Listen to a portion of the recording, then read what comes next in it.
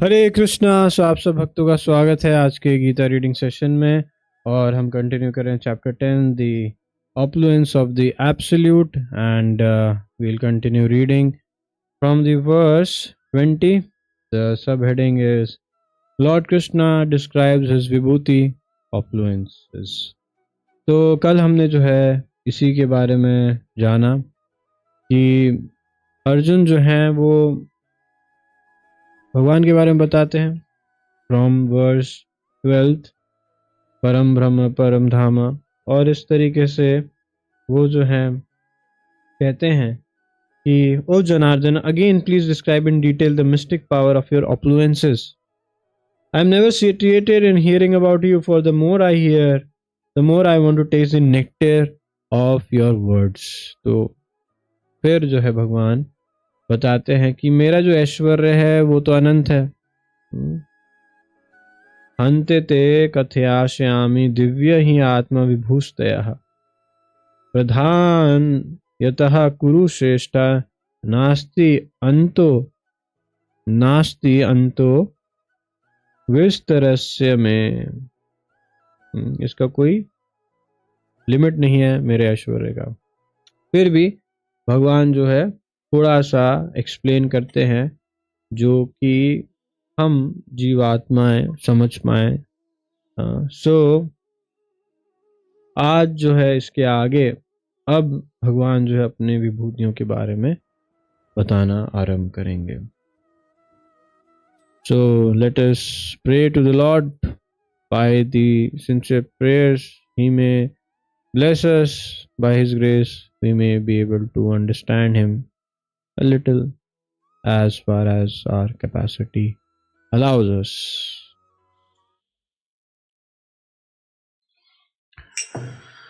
Jaya Radha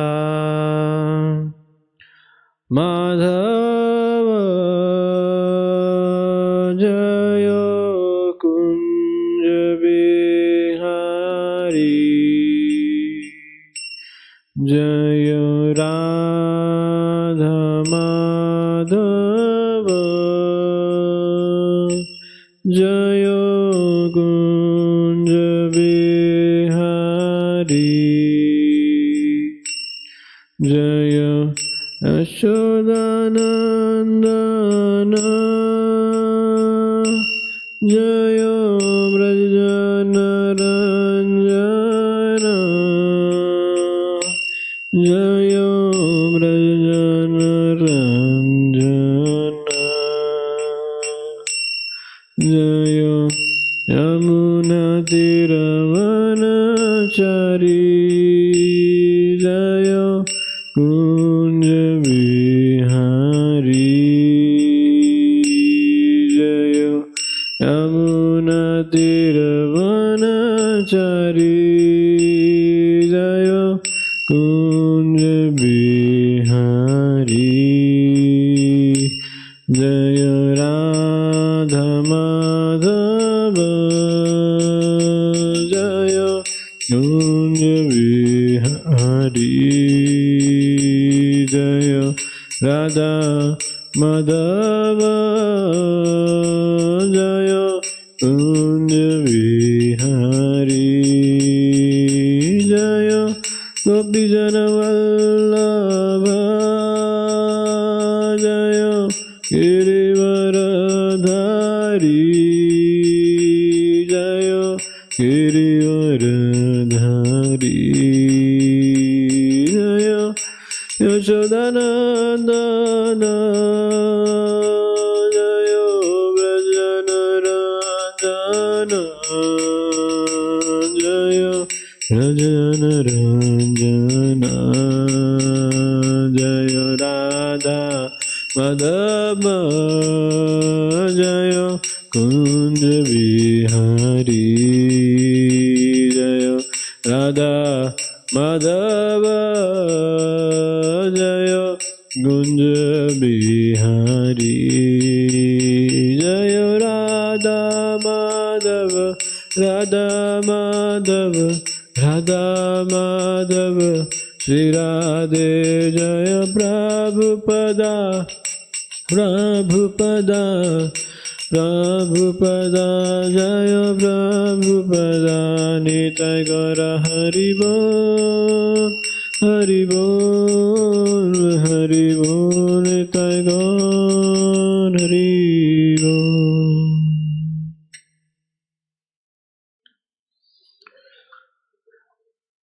ओम अज्ञानतिमिरन्धस्य ज्ञानाञ्जनशलाकया चक्षुरुन्मिलितं येन तस्मै श्रीगुरुवे नमः। श्रीचैतन्यमनोभीष्टं स्थापितं येन भूतले स्वयं रूपकदामयं ददाति स्वपदान्तिकम्। वन्देऽहं श्रीगुरु श्रीयुक्तापद्कमलं श्रीगुरून् वैष्णवांश श्रीरूपं साग्रजातं सगुणगुणान्वितं तं सजीवं साद्वैतं सावधूतं परिजनसहितं कृष्णचैतन्यदेवं श्रीराधा कृष्णपदां सगुणललिता शिवशाखान्वितं च। हे कृष्णा करुणा सिन्धु दीनबन्धु जगत्पते गोपेश गोपिका कान्ता राधा कान्ता नमोऽस्तुते। सप्तकाञ्चन गौराङ्गी राधे वृन्दावनेश्वरी वृषभानुसुते देवी प्रणमामि हरिप्रिये। वाञ्छाकल्पतरुभ्यश्च कृपा सिन्धुभ्यैव च पतितानां पावनेभ्यो वैष्णवेभ्यो नमो नमः। नमो विष्णुपदाय कृष्णपृष्ठाय भूतले श्रीमते भक्तिवेदान्त स्वामिनिति नामिने। नमस्ते सरस्वती देवी गौरवाणी प्रचारिणे निर्विशेष शून्यवादिपाश्चात्यदेशतारिणे। जय श्री कृष्ण चैतन्य प्रभु नित्यानंद श्री अद्वैत गदाधर शिवासादि गौर भक्तवृंद। हरे कृष्णा कृष्णा कृष्णा हरे हरे हरे राम राम राम हरे हरे। ओम नमो भगवते वासुदेवाय ओम नमो भगवते वासुदेवाय ओम नमो भगवते वासुदेवाय।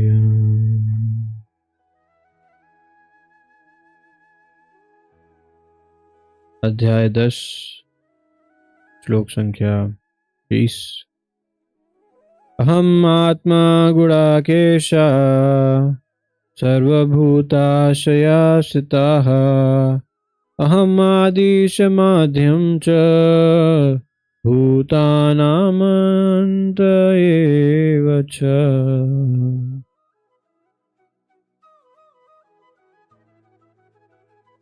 Translation purport by His Divine Grace A.C. Bhaktivedanta Swami Srila Prabhupada ki jai.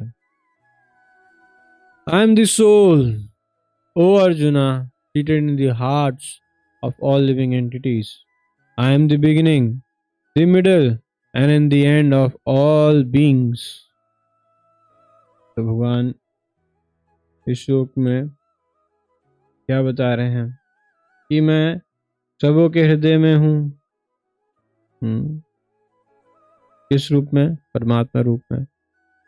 एक क्षण भी नहीं है, एक कोई ऐसा बिंदु नहीं हमारे जीवन में, चाहे इस जीवन में चाहे भूत भविष्य, कभी भी कि हम भगवान के बिना एक क्षण भी बिता सके। हमेशा हर वक्त भगवान हमारे साथ हृदय में है और भगवान ही सृष्टि करते हैं, पालन करते हैं, वही विनाश करते हैं। इसीलिए क्या कह रहे हैं कि beginning middle and end of all beings. तो जन्म होता है, पालन होता है और फिर इस शरीर का जो है मृत्यु होती है। उस सब में जो है भगवान रहते हैं और इसके बाद भी जब जब शरीर मिलता रहेगा तब तक भगवान हमारे साथ रहेंगे ही। तो उसी तरीके से यहाँ पे भगवान बता रहे हैं। So in this word Arjun is addressed as Gudakesh, which means one who has conquered the darkness of sleep. यहाँ पे भगवान जो है अर्जुन को गुड़ाकेश कहते हैं। गुड़ाकेश ओ अर्जुन। तो गुड़ाकेश का अर्थ क्या है? जिसने अपने निद्रा को संयमित कर लिया हो, उसको विजय प्राप्त कर ली हो। तो आज के समय में कॉलेज के बच्चे क्या चाहते हैं, फ्रीडम चाहते हैं हॉस्टल लाइफ में, कि हमें जो है सोने दिया जाए, ज़्यादा से ज़्यादा सोने दिया जाए, घंटों घंटों, 12 घंटे, है ना। तो नींद तमोगुण का लक्षण है ना। आलस्य, प्रमाद, निद्रा, तो ये तमोगुण का लक्षण है। और यहाँ पे अर्जुन ने अपनी निद्रा को जो है संयमित कर लिया है, अर्थात जो है स्टार्टिंग में भगवान जैसे बोले थे, वीत रागा भय क्रोधा, है ना, और त्रय गुण्या विषया वेदा निस्ते गुण्या भव अर्जुना, है ना। तो ये 3 गुणों से ऊपर उठने के लिए भगवान बोले थे। हाँ, तो उसी तरीके से यहाँ पे गुणाकेश अर्जुन अपने इस अज्ञानता को, इस निद्रा को, एक तरह से निद्रा एक और तरीके से क्या है कि जीवात्मा अज्ञान में है कि उसका वास्तविक स्वरूप क्या है, उसको क्या करना चाहिए, उसकी क्या ड्यूटी है, नहीं अलूफ, माया में है। सो निद्रा से जाग चुका है जीवात्मा, अर्थात वो भगवान की प्रेममयी सेवा में नियुक्त होने के लिए तैयार है, या तैयार हो चुका है भगवत धाम जाने के लिए। वो जान चुका है उसका वास्तविक लक्ष्य क्या है ना, नींद से जाग चुका है। हाँ, और क्या बताते हैं, जीव जागो जीव जागो गौरा चंद्र बोले, कोथा निद्रा जाओ माया पिछाचिरा खोले। चैतन्य महाप्रभु गौर चंद्र कहते हैं किसको, जीव जागो, सारे जीव जागो, उठ जाओ निद्रा से, कब तक सोते रहोगे पिशाचनी माया की गोद में, ये तुम्हारे को डस रही है, तुम्हारे को हर रही है, छोड़ो इसको, जागो, निद्रा छोड़ो और क्या करो, भक्ति भजन करो भगवान का, कृष्ण का। तो उसी तरीके से अर्जुन जाग चुके हैं और मतलब एक्टिव हो गए हैं। स्टार्टिंग में फर्स्ट चैप्टर में नहीं नहीं भगवान मैं तो युद्ध नहीं करूंगा, मैं तो बिल्कुल भी, मेरा मूड नहीं है आज युद्ध करने का। तो उसी तरीके से अब अर्जुन जो है लग रहा है कि हाँ काफी कुछ समझ चुके हैं और अब रेडी हैं, भगवान को समझ रहे हैं, भगवान की विभूतियों को समझना चाह रहे हैं, जानना चाह रहे हैं, जग चुके हैं। अब आने ही वाला है वो समय कि अर्जुन कहेंगे हाँ मैं युद्ध करने के लिए तैयार हूं। उसी तरीके से जीवात्मा के लिए क्या है, for those who are sleeping in the darkness of ignorance, it is not possible to understand how the Supreme Personality of Godhead manifests himself in various ways in the material and spiritual worlds. तो जो अज्ञानता में है, अंधकार में है, उनके लिए भगवान को जान पाना, चाहे इस भौतिक संसार में कैसे भगवान प्रकट होते हैं या आध्यात्मिक जगत में, बहुत मुश्किल है, इम्पॉसिबल है, इट्स नॉट पॉसिबल लिखा भगवान ने। Thus this address by Kṛṣṇa to Arjuna is significant because Arjuna is above such darkness. The personality of Godhead agrees to describe his various opulences. तो अर्जुन क्योंकि उनके सखा हैं, उनके सेवा में लगे हुए हैं, प्रेममयी सेवा में भक्त हैं, संबंध में हैं, तो वो क्या है, इन 3 गुणों के परे हो चुके हैं, अर्थात वो एलिजिबल हैं इन विभूतियों के भगवान के समझने के। तो भगवान भी एग्री करते हैं बताने के लिए, मैं बताऊंगा आपको, सुनना। Krishna first informed Arjuna that he is the soul of the entire cosmic manifestation by dint of his primary expansion. Before the material creation, the Supreme Lord, by his planetary expansion, accepts the Purusha incarnations, and from him everything begins. तो कृष्ण पहले बताते हैं अर्जुन को कि वो जो हैं पूरी सृष्टि के जो हैं वो आत्मा है, और जब इस सृष्टि का क्रिएशन नहीं हुआ था, उससे पहले, बिफोर द मटीरियल क्रिएशन, तो भगवान क्या करते हैं, पुरुष अवतार लेते हैं। पुरुष अवतार मतलब कि कारणोदक्षाय विष्णु, गर्भोदक्षाय विष्णु, क्षीरोदक्षाय विष्णु, इस तरीके से। Therefore is the आत्मा the soul of महत्त्व, the universal elements, है ना। तो कारणोदक्षाय विष्णु जब प्रधान पे दृष्टिपात करते हैं, तब वो उसमें एजिटेशन होता है और फिर वो जो है महत्त्व चेंज होता है, परिवर्तित होता है और फिर उसमें आगे क्रिएशन होती है. So without the soul the car, without the driver the car is useless, it will not budge an inch. Similarly, the soul of the universe is who? Krishna as Purusha Avatar Karunadaksha Vishnu, the universal element. The total material energy is not the cause of the creation. Actually Mahavishnu enters into Mahat Tattva, the total material energy, है ना. So जो हम science में पढ़ते हैं ना कि there is energy is always increasing, entropy is always increasing in the universe. So वो एनर्जी कहाँ से आई? वो एनर्जी, अगर ये डेड मैटर है तो डेड मैटर में तो कोई एनर्जी है ही नहीं, तो वो एनर्जी कहाँ से आई? तो वो एनर्जी को प्रोवाइड करने के लिए, शुरुआत करने के लिए सबसे पहले Mahavishnu, the atma of the universe, he entered into mahattattva, the total material energy. So that's why he is the soul. तो जब ये हुआ तभी जो है मटीरियल क्रिएशन शुरुआत हुआ. When Mahavishnu enters into the manifested universe, he again manifests himself as the super soul in each and every entity. फिर उसके साथ क्या करा भगवान महाविष्णु ने? परमात्मा रूप में हर एक जीवात्मा के साथ वो स्थित हो गया.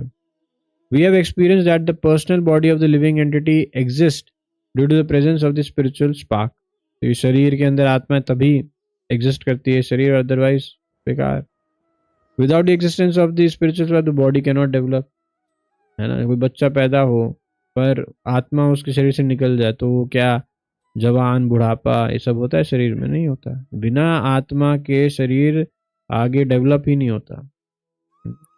Similarly the material manifestation can not develop unless the super soul Krishna enters, as stated in the Sulabh Upanishad. तो बिना परमात्मा के ये जो मटीरियल वर्ल्ड है ये भी नहीं डेवलप हो सकता. तो सुबाल उपनिषद में बता रहे हैं, प्रकृति आदि सर्वभूतांतरयामी सर्वशेषी च Narayan. The Supreme Personality Godhead is existing as the super soul in all manifested universes. तो परम भगवान जो है परमात्मा रूप में जो है हर एक जो ब्रह्मांड है उसमें प्रकट है.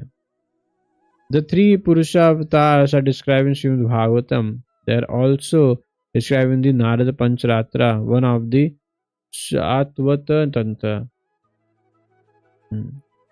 Vishnustu trini rupani purukshakhyayani atho vidhu. The Supreme Personality Godhead manifests three features as Karanodakshaya Vishnu, Garbhodakshaya Vishnu and Kshirodakshaya Vishnu in this material manifestation. The Mahavishnu or Karanodakshaya Vishnu described in the Brahma Samhita 547. तो तीन पुरुष अवतार के बारे में यहाँ पे references दिए गए भागवतम से और ब्रह्म संहिता से. यह कारणानावर्जरे भजन्ति समायोगा निद्राम. The Supreme Lord Krishna, the cause of all causes, lies down in the cosmic ocean as Mahavishnu. Therefore, the Supreme Personality of Godhead is the beginning of this universe, the maintainer of the universal manifestation and the end of all energy. तो वहाँ क्या बताया है कि भगवान कृष्ण जो है महाविष्णु रूप में जो है गर्भोदक सागर में विश्राम करते हैं और इसी तरीके से जो है यूनिवर्स बड़ी होती है. तो अब आने वाले जो 21 से श्लोक हैं from 21 to 39, so these shlokas they describe a few of Krishna's infinite opulences or vibhutis. So for easy to make us easy, it has been given in a very easy way by Srila Prabhupada. So otherwise it is very difficult to understand these shlokas. So Krishna is telling about first the sun. He is the sun in the luminaries. So sun is chief of all the luminary and thus represents supreme Lord Krishna. तो इस तरीके से अलग अलग ऐश्वर्य के बारे में अभी हम जानेंगे, भगवान बताएंगे कैसे कैसे कौन क्या है इस यूनिवर्स में, कैसे भगवान को हम देख सकते हैं इस पूरे यूनिवर्स में हर जगह. So let us begin with the verse 21. आदित्यानामः Vishnu ज्योतिषां रविरं सुनान् मरीचिर्मरुतामस्मि नक्षत्राणाम् अहं शशि. आदित्यानाम् अहं विष्णु ज्योतिषां रविर अंशुमान मरीचिर मरुताम अस्मि नक्षत्राणाम अहम Shashi. Of the Adityas, I am Vishnu. Of lights, I am the radiant sun. Of the Marutas, I am Marichi. And among the stars, I am the moon.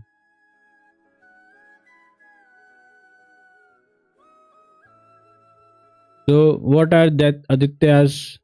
So, there are 12 Adityas, of which Krishna is the principal. Among all the luminaries shining in the sky, तारे टिमटिमाते हैं. The sun is the chief, and in the Brahma Samhita, the sun is accepted as the glowing eye of the Supreme Lord. There are 50 varieties of wind blowing in space, and of these winds, the controlling deity Marichi represents Krishna. So, ऐसा सोचा जाता है या scientist क्या बताते हैं कि बहुत सारे ऐसे सन हैं, बहुत सारे यूनिवर्स के अंदर हमारे गैलेक्सीज हैं जिसके अंदर बहुत सारे बड़े बड़े हमारे भी सूर्य से बड़े बड़े लुमिनेरीज हैं. तो यहाँ पे गीता में क्या क्लियर करा गया है, शास्त्रों में क्या बताया गया है कि हमारा जो सन है that is accept as the only sun. Sun is not a star which is described by science, but it is actually a planet. Just like Earth is a planet, similarly, Sun is a planet, and it is a chief of all the shining entities in the sky. और ब्रह्म संहिता में सूर्य को क्या बताया गया? It is one of the glowing eye of the supreme Lord. और फिर हम क्या पढ़ते हैं कि there is no environment in the space, there is no atmosphere, no wind energy, there is no air in the outer space, but here there are 50 varieties of wind blowing in space.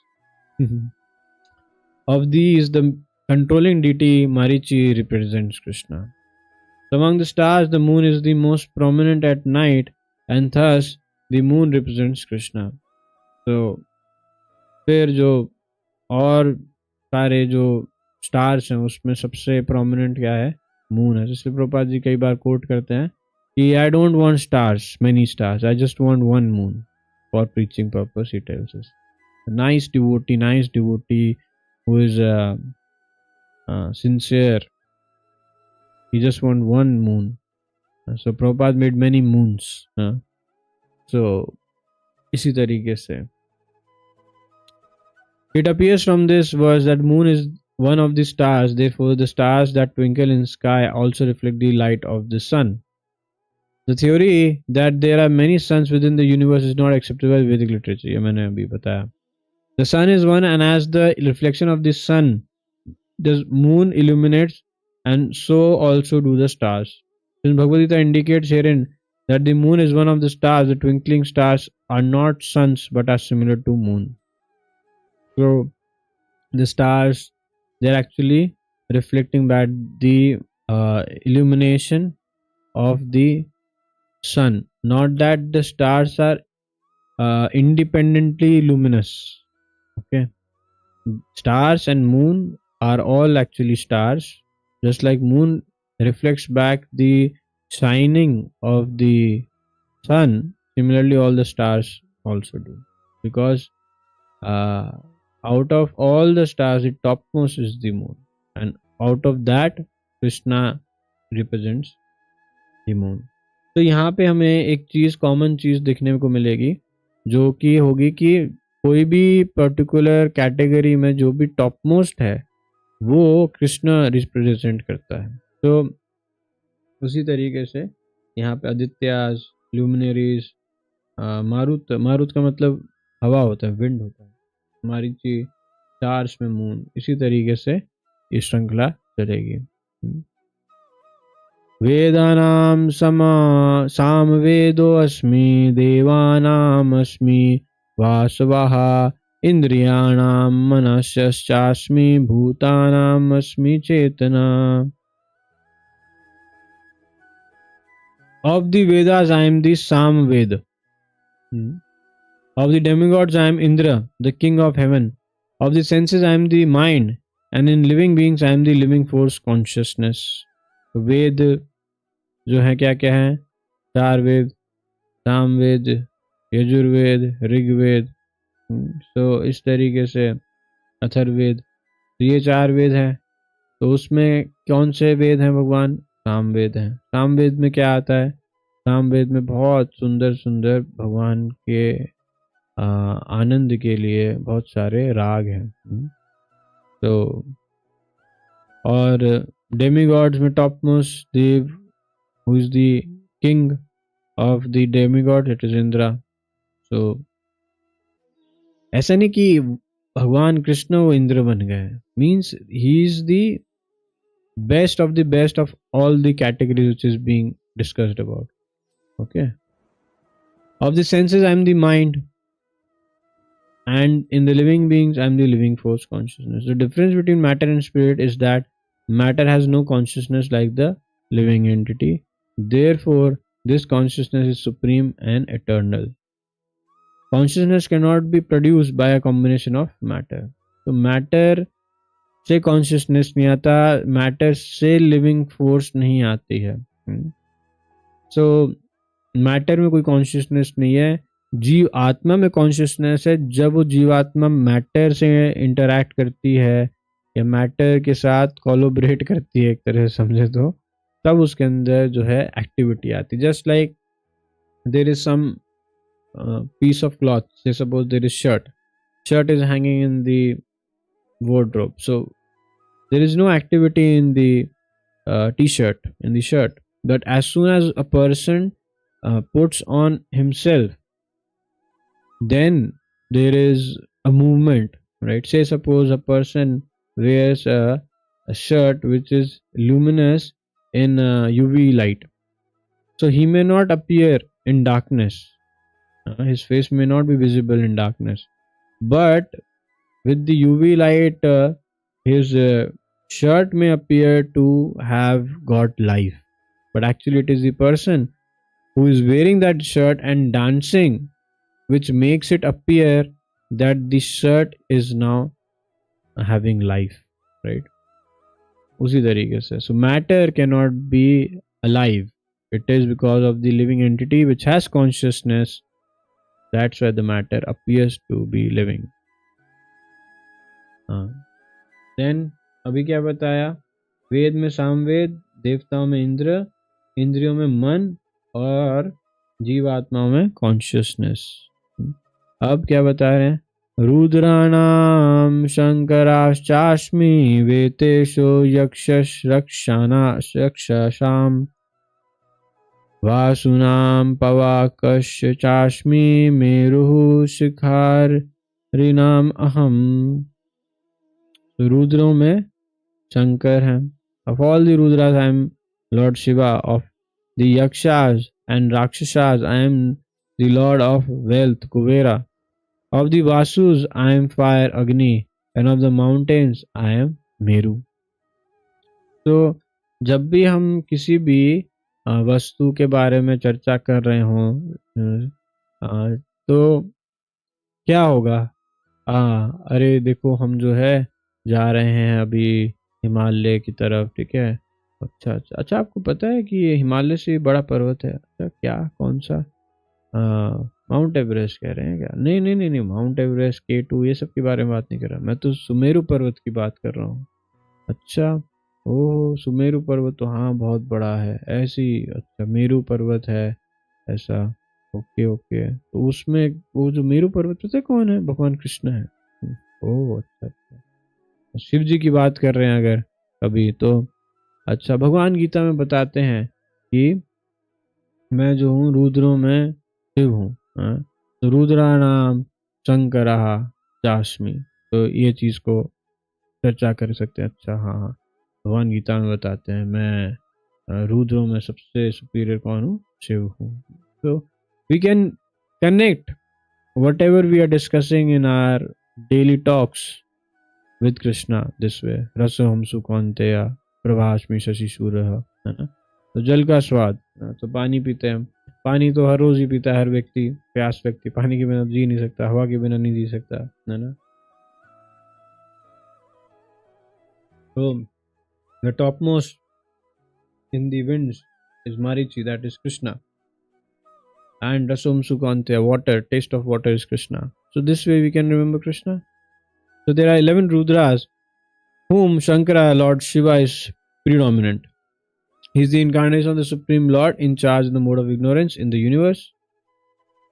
The leader of the Ikshas and Rakshasas are Kuvera, the master treasure of the demigods, and he is representation of the Supreme Lord. Meru is a mountain famed for its rich natural resources. तो इसके बारे में गोपाल जी बता रहे हैं इन सब के बारे में। पुरोधासां च मुख्यां मम विद्धि पार्थ बृहस्पतिं सेनानीनाम् अहं स्कान्दः तरासामस्मि सागरः। जो प्रीस्ट हैं of priest O Arjun know me to be the chief Brihaspati. Brihaspati किसके गुरु हैं? देवताओं के। सो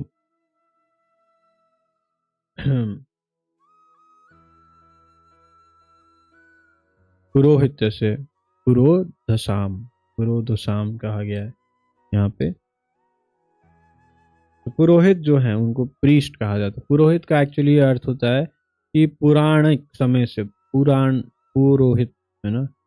पुरो वर्ड आता है बहुत ही समय बहुत पुराने समय से, पौराणिक समय से, है ना। और पुरोहित, हित मतलब कि किसी का हितैषी, किसी का भला चाहने वाला।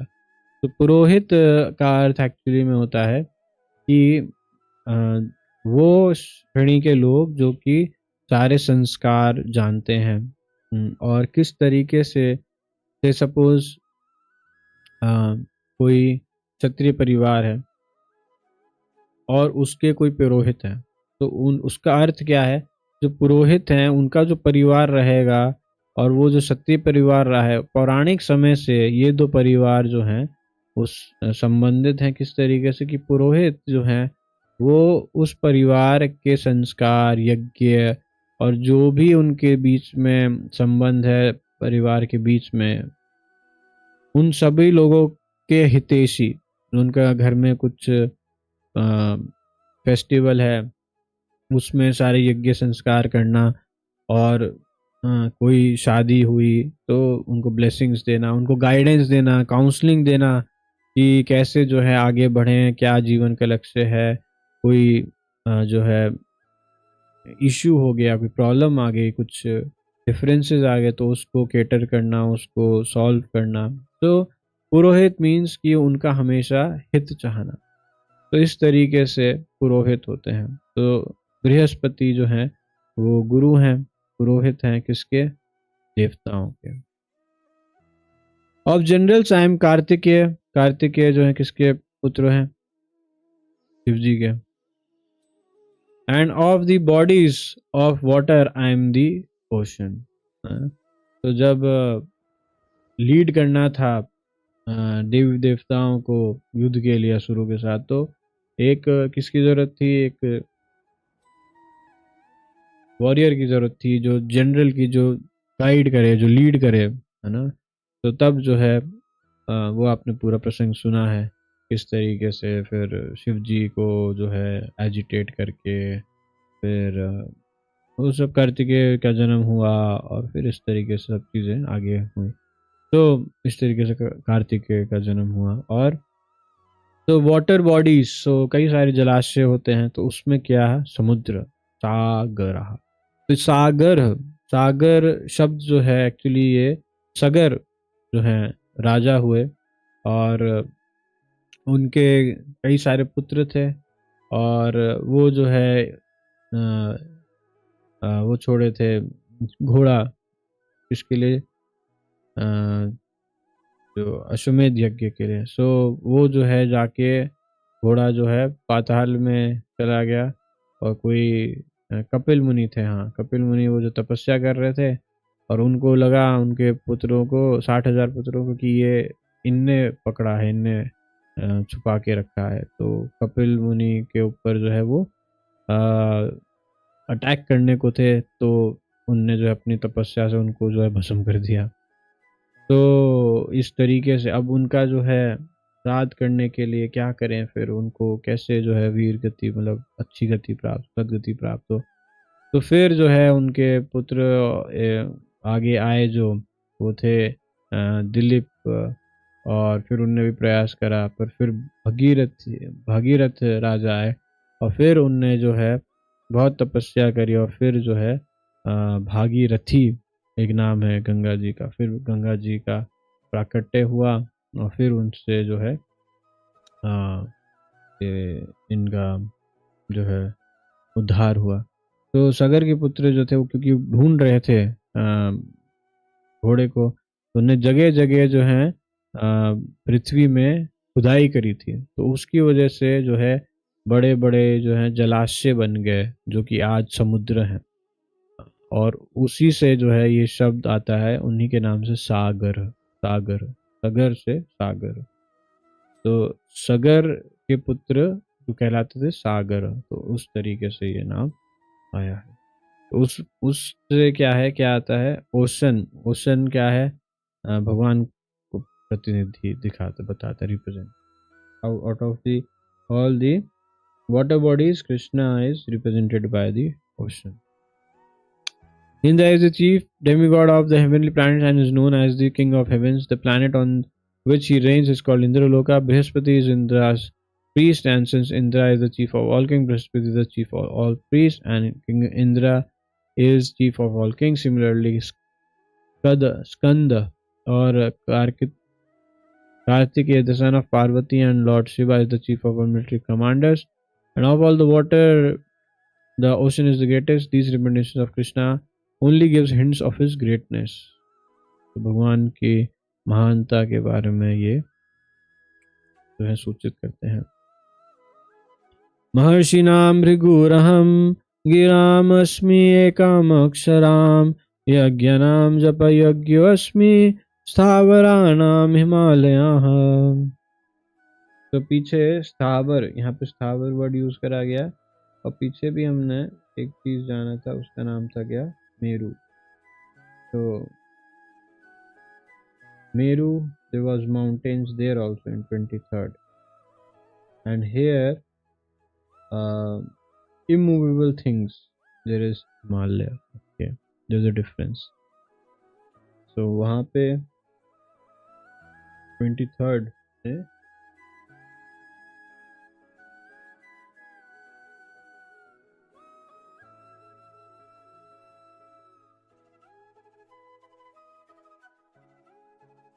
शिखारी नाम, शिखर, शिखर के लिए जो है यूज करा गया, ऑफ ऑल माउंटेन्स, और उसमें है मेरू, मेरू पर्वत।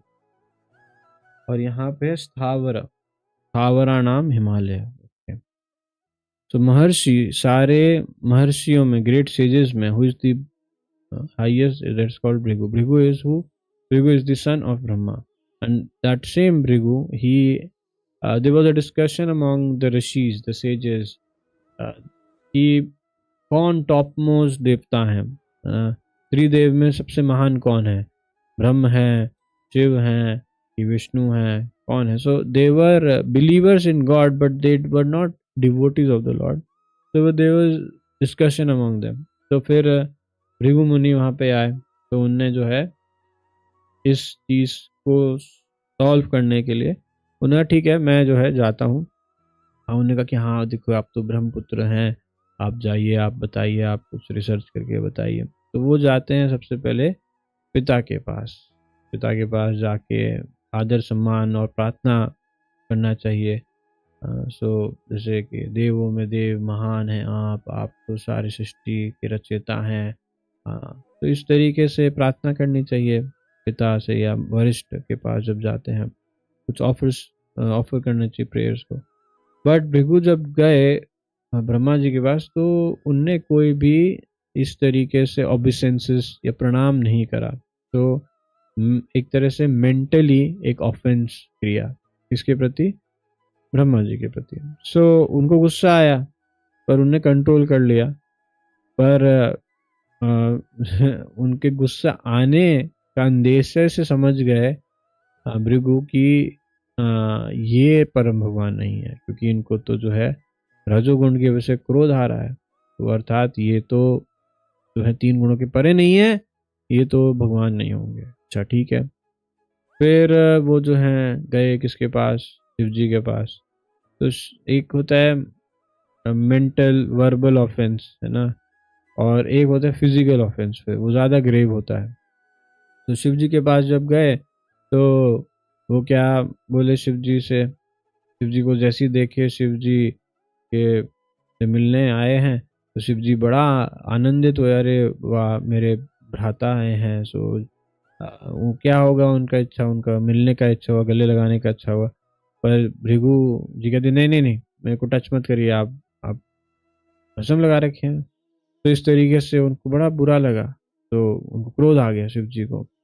तो he was about to use his trident on him, त्रिशूल यूज करने वाले थे। पर पार्वती जी ने जो है कहा नहीं नहीं, तो ब्राह्मण है, ब्राह्मण की हत्या मत करिए, गलत हो जाएगा, बहुत अनिष्ट हो जाएगा। तो वो शांत हो गए। फिर तो इससे ये भी समझ गए कि शिव जी तो आशुतोष हैं, वो तो बहुत विनम्र हैं, बहुत ही जो है महान है, पर उसके साथ इनको गुस्सा भी आ जाता है। तो अर्थ ये तो मतलब नहीं हुआ, ये तो ये भी परम भगवान नहीं हुआ।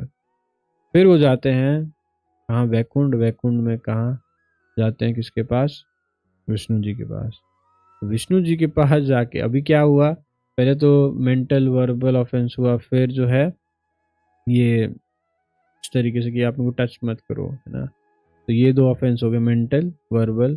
और अब फिजिकल। फिजिकल कैसे? कि विष्णु जी के पास जाके कुछ नहीं बोला, सीधा जाके छाती पे लात मार दिए। तो ये तो बहुत ही दुराचरण, बहुत ही गलत। तो जैसे ही उनने हिट करा उनके छाती को, तो तुरंत ही विष्णु जी जो है उनको सम्मानित करके बिठाया। अरे रे मेरे को क्षमा कर दीजिए, मैंने आपको देखा नहीं, मैं जो है कितना गलत हूँ मैं, है ना। और आप बैठिए बैठिए, प्लीज़ प्लीज़ टेक सीट, और आदर सम्मान करें, आप ब्राह्मण देव हैं।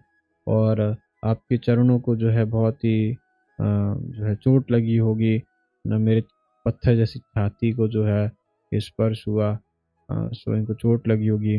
पर हाँ, इनके स्पर्श से मेरी जो छाती है वो जो है शुद्ध हो गई है। तो ये आचरण जो है भगवान विष्णु का देख के भृगु मुनि को जो है बहुत ही आनंद मिला। उनको लगा कि yes, this is Krishna, this is the supreme personality God, this is भगवान, ये हो सकते हैं भगवान। ये सच में इनका आचरण व्यवहार बहुत ही सराहनीय है, बहुत अच्छा है। तो इस तरीके से जो है भृगु मुनि के बारे में एक जो है कथा हमने जानी। तो महर्षियों में कौन है? भृगु। तो ये कौन है? ब्रह्मपुत्र है। Of the great sages, I am Bhrigu. Of vibrations, I am the transcendental Om. Okay. So what is the slok? Giram Asmi Ekam Aksharam. Okay. Giram. Okay. Giram is vibration. Ek Aksharam. That is Pranava. तो प्राणवा पीछे भी बताया है भगवान ने कि प्राणवा क्या है? ओमकार जो वो कौन हूँ? मैं हूँ। और यहाँ पे फिर से आ रहा है कि कोई भी वाइब्रेशंस हैं, कई सारी वाइब्रेशंस हैं, तो कहते हैं कि the universal sky, the sound which it produces, the cosmic sound, that is actually Om. So similarly here, of the vibrations, that is Krishna in form of pranava, Om. Of sacrifice, I am chanting of the holy names, japa. Achha. So what is that used here? Yajnanam japo yajyo asmi. Yajna, japa asmi. Chanting the holy names of the Lord. Sankirtan yajna, Hare Krishna, Hare Krishna, Krishna Krishna, Hare Hare, Hare Ram, Ram Ram, Hare Hare. और स्थावरा में क्या है? हिमालय है. स्थावराणाम हिमालय. तो स्थावर का अर्थ होता है इमूवेबल, तो उसमें हिमालय पर्वत है. और पीछे क्या था?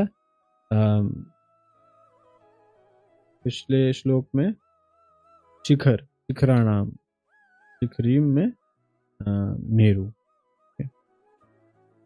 So Brahma, the first living creature within the universe, created several suns for the propagation of various kind of species. Among these suns, Bhrigu is the most powerful sage. Of all the transitive vibrations, Omkar represents Krishna.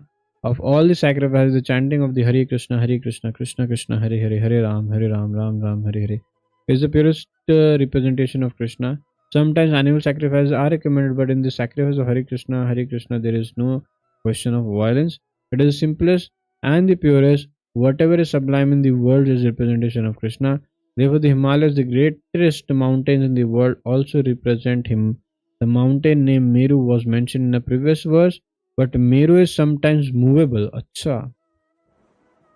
Wow. Whereas the Himalayas are never movable.